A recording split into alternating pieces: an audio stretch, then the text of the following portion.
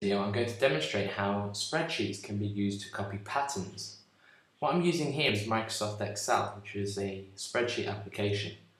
And if you've already learned about the basics such as columns and rows, the formula bar, etc., you should be good to go. So you can see here that what I'm about to do is click on cell A1. And inside cell A1 I'm going to write the number 2. Now if I click off of cell A1 and then click back on cell A1, you'll notice that there's a black box around that cell with a little tiny black box just here. What I'm going to actually do is I'm going to zoom in so that you can see this a little bit better.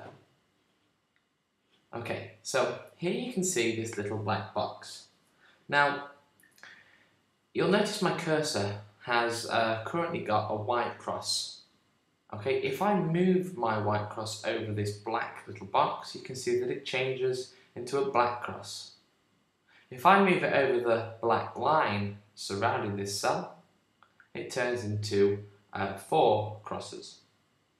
This tool is called the Move tool. So if I click on this cell and using that cursor, I can move the value that's in that cell again, like that, and click and move. Okay, the white cursor is the selection cursor. So I can just literally click and select a cell.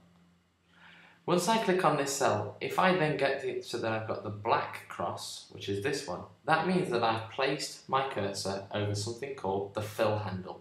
The fill handle is pretty much that little black box in the corner. If I move my cursor over it and drag that fill handle down, the spreadsheet thinks, okay, so there's a pattern there of just the number 2s. So I will just copy lots of number 2s all the way down, like that. If I just delete these, and then do it again, it also works horizontally across the columns, like that. Okay, so what's very important is that I'm using the fill handle to do all of this. Now, what's better than that is that in my spreadsheet, if I click on cell B1 and type in the number 4, you can see now that I have a pattern, 2, 4. If I select that pattern, so again to select I need the white cursor, so the white cross. So click inside A1 and drag, like that. So I've now selected the cells A1 and B1. I then let go of my mouse and I've got a selection. Now, spreadsheet software is very clever because it identifies that you have selected 2 cells. If I then use the fill handle and drag the fill handle across, what the spreadsheet does is it sees a pattern of 2, 4. So it assumes that the next number you want is 6. Drag it across, 8, 10, 12, 14, 16, etc. Okay, so that's pretty clever. And again, I could do that down as well, down the road. So again, if I do 2 and 4, and I select both of these, use the fill handle and drag down, I can do it that way as well. And not only is it numbers that are simple, like 2, 4, 6, etc., I could do it with a variety of different patterns. So for example, if I type in MON and then TUE and select that pattern and use the fill handle, it realizes that I want to write days of the week.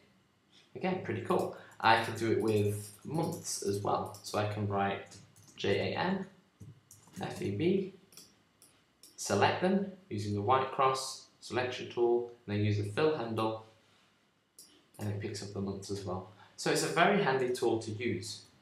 I can also use this tool to do something called relative referencing. And what that means is if I have a value here such as 2 and a value here such as 7, and inside cell D2 I write a formula that says equals B2 plus C2 and press enter. You can see that I've got the value of 9 there, which is correct. 2 and 7 is 9. But if I click on that number 9, you can see that the formula is B2. So B is the column and 2 is the row, plus C, the column, 2, the row, press enter, and I've got my answer. Now let's say, for example, I had some more numbers under here. So let's say this time I had 3, and I had 8, and in this one I had 9, and I have 12. And what I want to do in here is I always want to put the sum of these two numbers in this cell. Okay, so I want the sum of these two numbers in column D. So let's just put that here. I want the sum of those two numbers.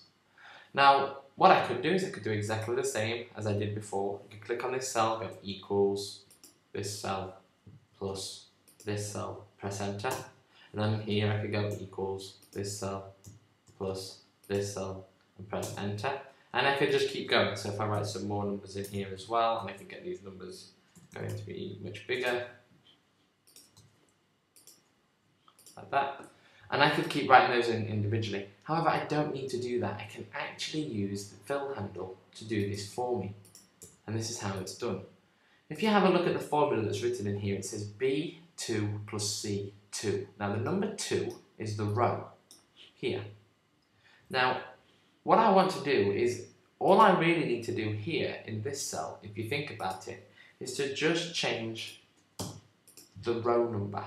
So here, look, I'm using B and C, but the row is 2.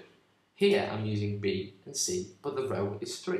And on this one, I will be using B and C, but the row is 4. So there's actually a pattern there. So what I can do is use the fill handle here to drag that formula down. And what it does is it says, okay, so I saw a pattern and you dragged me down. Here you've got the number 2s. So I will just change those 2s to 3s because I'm going down the rows. Here I'll change them to 4s because I'm in 4. Then I'll go to 5, then I'll go to 6, then I'll go to 7. So you can see this is called relative referencing. It is basically changing the row number relative to the row that I am on. And it works exactly the same if I do it in columns as well. So say for example, let me just delete these. I'm using a Macintosh computer, so I would have to go to each cell and press backspace to delete them. There is actually a tool, if I just show you this tool, and just zoom out, oops, if I show you this tool. There's also a tool where if I say, for example, have some text here, I can select all of this, and then I can go clear, and I can go clear contents and get rid of them all. If you're using a PC and you have all of these cells with data in, you can just drag them and press the delete button on your keyboard and it'll delete all the values that are in there. Okay, so let me just show you what I was going to show you. So I can use relative referencing down in rows, but I can also use it across in columns as well. So let's say I have a number here of 2 and 3 and 5 and 6 and 89 and 25. And in here, in this row, I want to put the sum of these two numbers. So in here, I want the sum of these two. In here, I want the sum of these two. And in here, I want the sum of these two. Well, if I first start by writing the formula here, so let's just zoom in again. So I write equals this cell plus this cell and press enter. You can see that my formula is C1 plus C2. Now, because I'm going to drag this fill handle across, what I want to do is I always want to keep the rows the same, but I want to change the letters because I'm always going to be referring to whatever's on row 1 and whatever's on row 2.